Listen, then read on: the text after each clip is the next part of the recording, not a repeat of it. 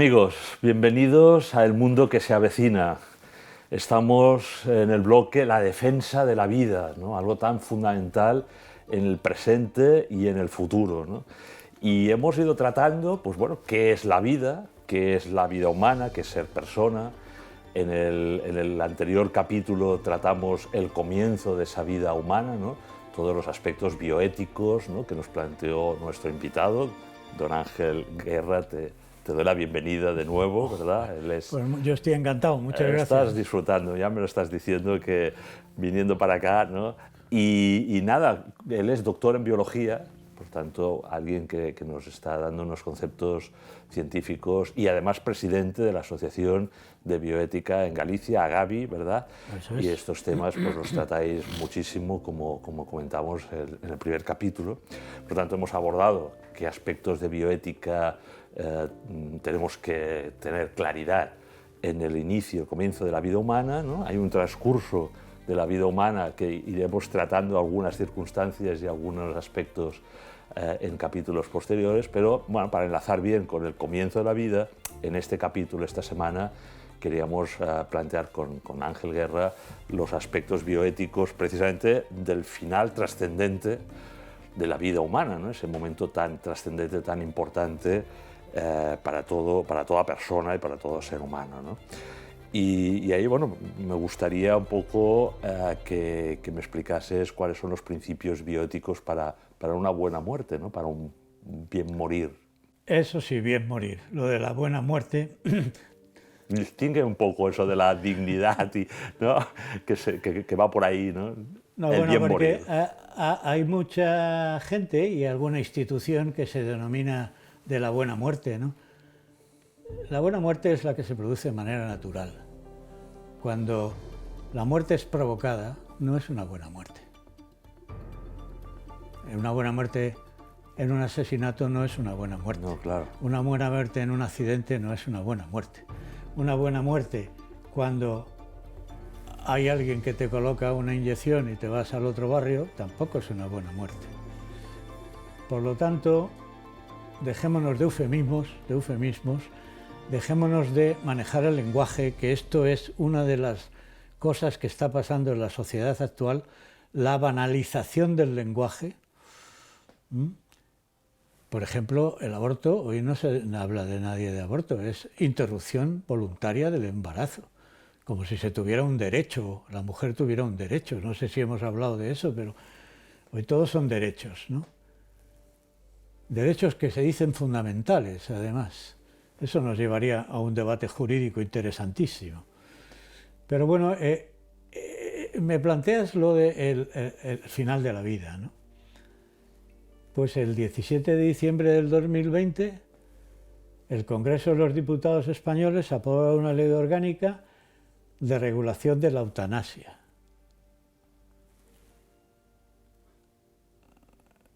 Hasta ahora la eutanasia era legal únicamente en unos cuantos países que estaban fuera de nuestro entorno. Bueno, no tan fuera, porque uno de Holanda, otro Bélgica, Europa, otro Luxemburgo, sí, en Europa. En Canadá es tremendo lo que está pasando, pero bueno. Esta ley no solo despenaliza la eutanasia, sino que va más allá, reconoce la muerte como un derecho incorporado al catálogo de prestaciones de la seguridad social. Tiene el asunto. Y se ha aprobado desoyendo los criterios de los médicos, de enfermeras, del Comité de Bioética de España, a base de que los políticos se han irrogado el derecho a decir que hay sólidas razones sanitarias, éticas, legales, económicas y sociales para transformar la sociedad y que acepte la eutanasia como un derecho subjetivo que además vamos a pagar todos. Pues esto hay que hacérselo mirar, profundamente. La sociedad tiene que reaccionar, y esto es lo que pido desde aquí, una reacción. Nosotros ponemos un granito de arena, hay otras muchas instituciones, ya hablaremos de la esperanza. Pero antes de comenzar este tema, este bloque, como tú les llamas, en el cual, vuelvo a decir, yo no hablo como el magisterio de la Iglesia, hablo como un biólogo que tiene una concepción del hombre antropológica, concreta, ligada con el personalismo y que está reforzada por argumentos religiosos, pero no son los únicos. Y por eso en nuestra asociación de bioética caben personas que sean de otras religiones. Antes vamos a poner en claro algunos conceptos, ¿no? ¿Qué es la eutanasia? Eutanos significa muerte perfecta, muerte... Bueno, pues la eutanasia es una conducta que por acción o omisión va inmediatamente dirigida a quitar la vida a una persona que tiene una enfermedad grave, irreversible, por razones compasivas, en un contexto médico. Hay quien distingue entre eutanasia activa y eutanasia pasiva. Yo no voy a hacer esa distinción, pero sí suicidio asistido y eutanasia. En el suicidio asistido es el propio enfermo el que se medica, se toma la pócima mortal y sin embargo en la eutanasia esto se hace por otra persona interpuesta, ya sea una persona facultativa, médico o enfermera. Esto es importante tenerlo en cuenta. Y luego otra cosa a tener en cuenta, que mucha gente se olvida, es que es el encarnizamiento terapéutico. El encarnizamiento terapéutico es llevar a cabo prácticas médicas con la pretensión de curar,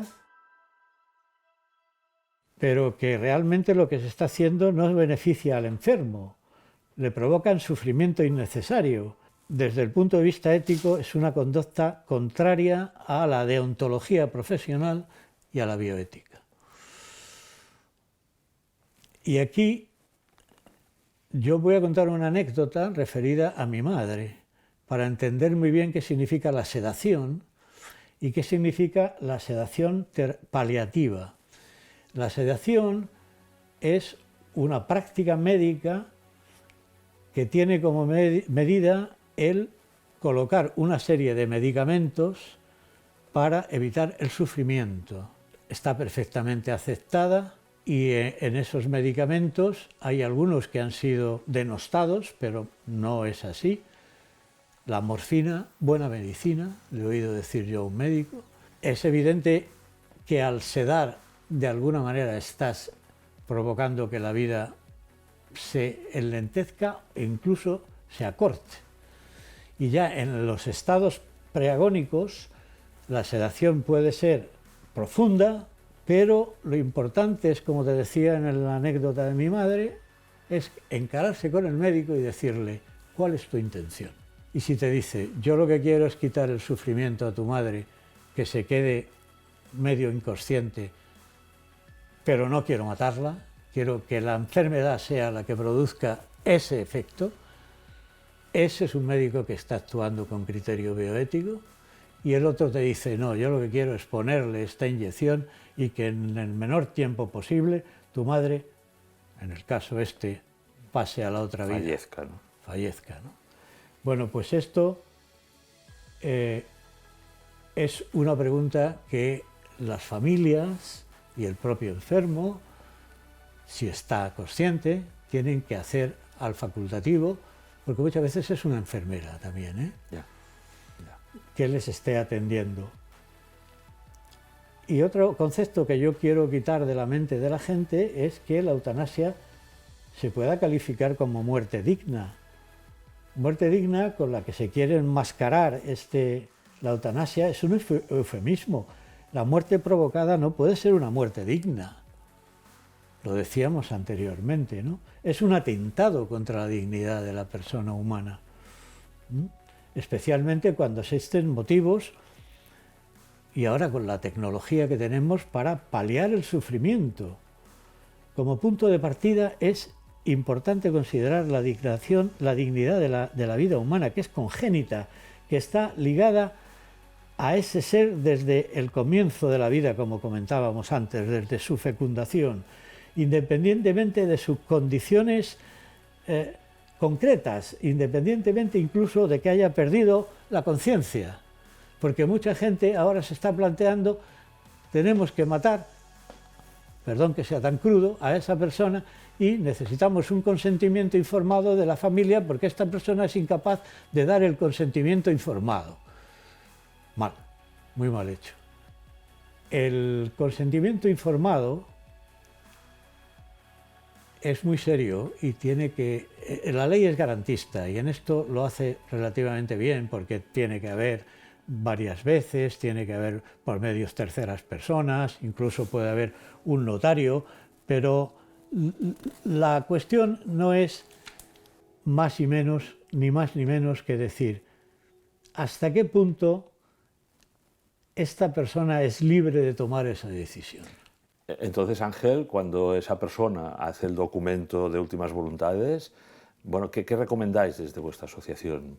Pues desde nuestra asociación el documento de últimas voluntades recomendamos hacerlo cuanto antes y por eso habíamos propuesto dar una serie de charlas y conferencias en lugares donde se recogen personas ya mayores para que lo supieran, porque ahí está previsto tanto en los documentos de las comunidades autónomas como en los documentos que dictamina la conferencia episcopal o que sea, en que una pueda opinar o firmar qué es lo que se quiere que se haga en caso de sufrimiento y en caso de que su vida esté en las últimas, ¿no?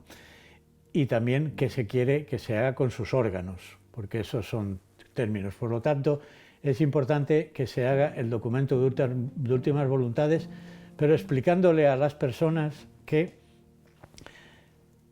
hasta qué punto son libres de enjuiciar qué van a hacer con ellas en el momento final. Esto depende de lo que se considere qué es la autonomía personal y qué es la libertad individual.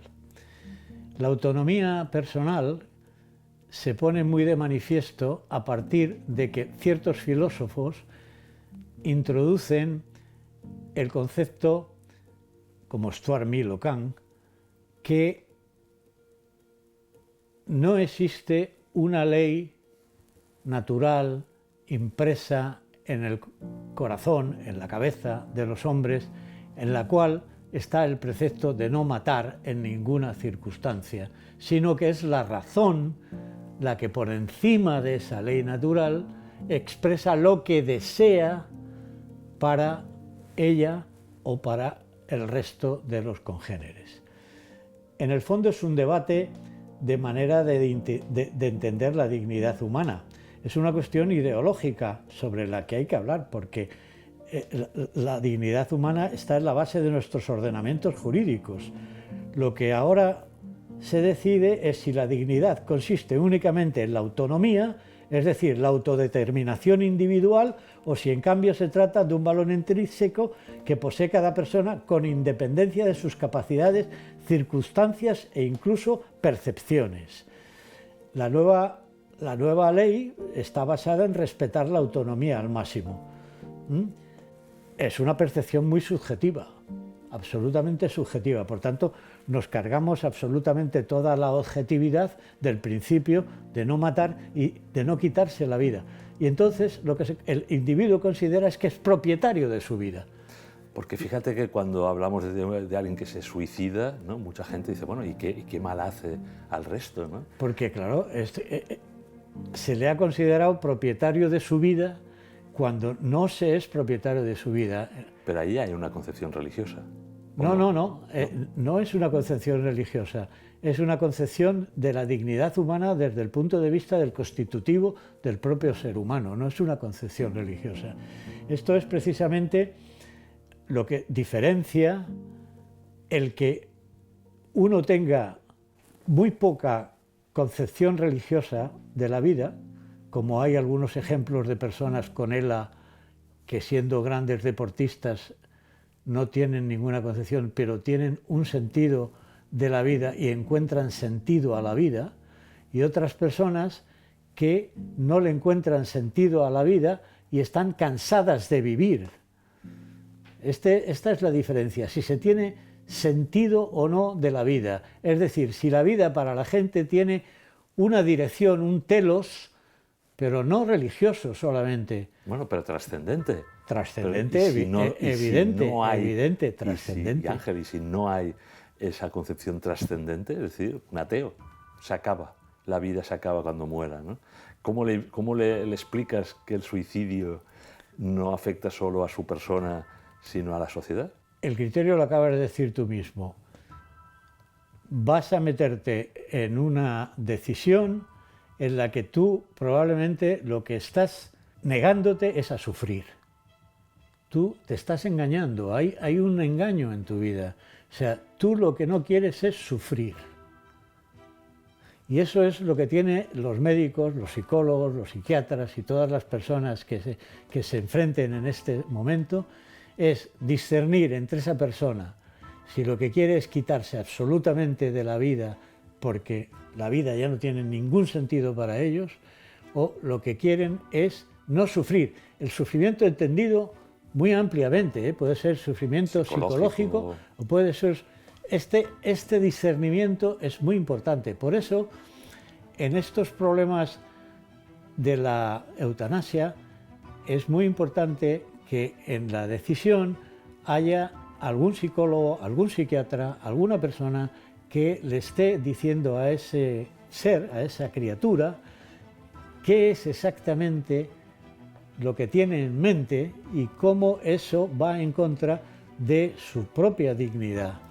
Ángel, ¿por qué es tan difícil que en lugar de apoyar a la eutanasia se apoye más a los cuidados paliativos, ¿no? Por destinar recursos económicos? No, bueno, yo creo que hay una cosa de ignorancia, porque yo cuando he hablado con mucha gente de cuidados paliativos es, ya le han llevado a cuidados paliativos, ya se va a morir.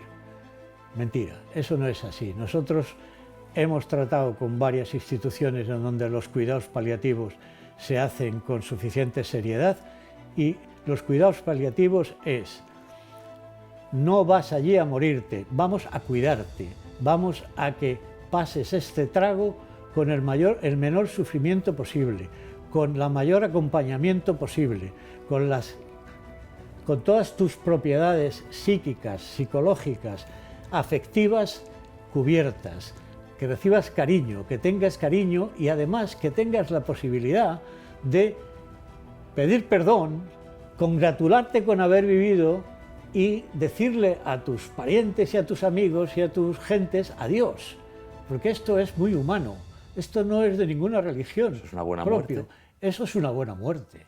Esa sería la definición. Eso es una buena muerte, efectivamente. Pues los cuidados paliativos no se toman más en serio porque son muy caros.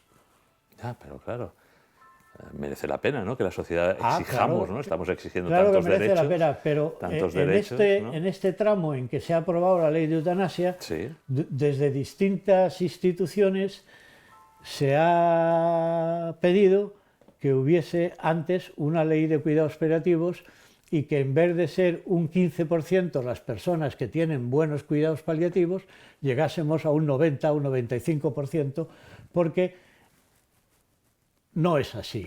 ya. Y luego hay otra cosa aquí, y es que a la práctica médica y a la práctica de la enfermería se la pone en un gran peligro, porque es un enfrentamiento paciente-médico, ¿no?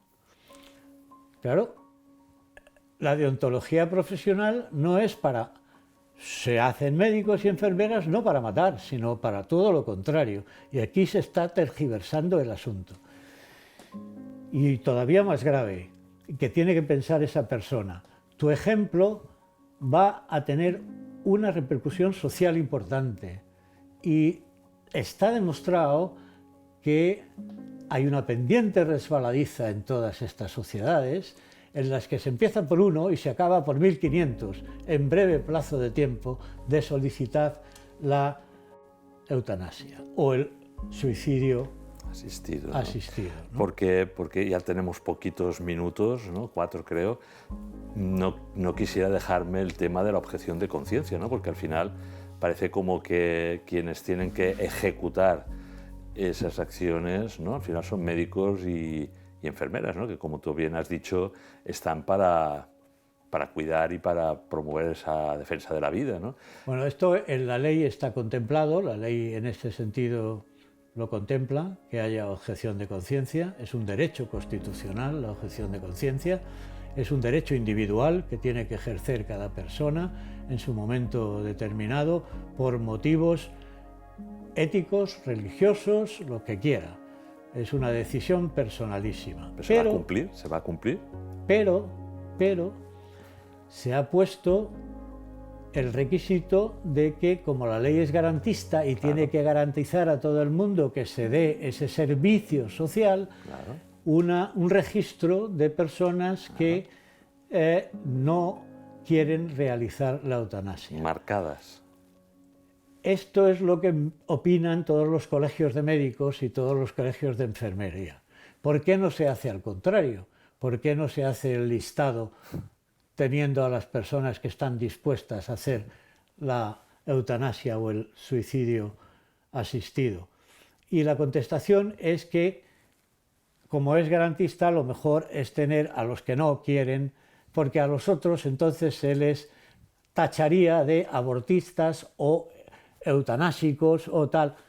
Y a los que no quieren, no. Claro. Bueno, pues se está comprobando, y eso lo tuve el otro día una conversación, que cuando en un hospital, y es en Galicia donde ha pasado, una persona en un momento determinado le llaman para un procedimiento eutanásico y ella dice, no, yo hago objeción de conciencia. Pero no estás en las listas, tiene repercusiones en su proyección profesional e incluso han amenazado con que tenga repercusiones jurídicas y legales. O sea, son listas negras. Ya. Son listas negras, desgraciadamente. Bueno, entonces, si esto, como se ha visto en otros países, es una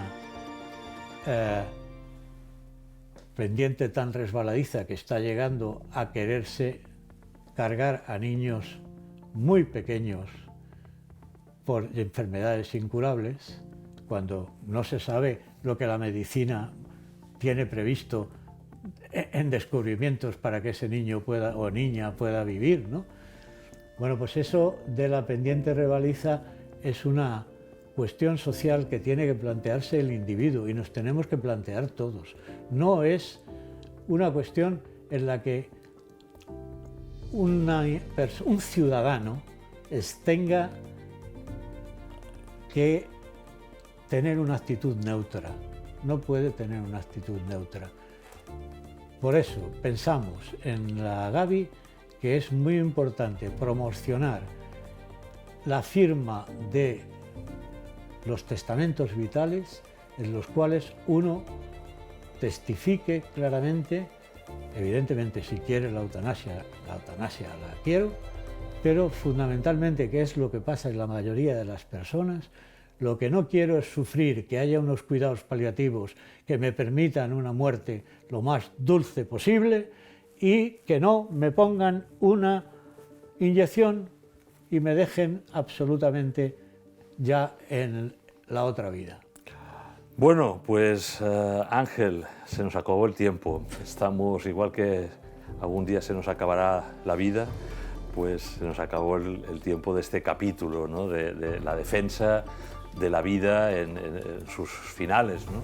Sí, bueno, esas no etapas sé si del final, han quedado las cosas claras. Yo creo que, bueno, son temas difíciles, son ¿no? muy difíciles de abordar. Y sobre todo cuando se ha legalizado ya. Y... Claro, y entonces, pues bueno, yo creo que hemos dado algunas pautas importantes, ¿no? Claro. Y te emplazo, pues, para la siguiente semana, porque hemos hablado de defensa de la vida al inicio, defensa de la vida al final, y tú has dicho, bueno, pero hay un tránsito ahí en medio que pasan cosas, ¿no? Y pasan cosas respecto, desde la visión ideológica, ¿no?, a la persona, ¿no?, a su concepción, a su naturaleza humana, ¿no?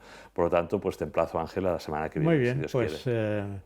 Yo espero ser claro y espero que estos conocimientos sirvan para remover en el ambiente social una respuesta, ¿no? De defensa de la vida, precisamente.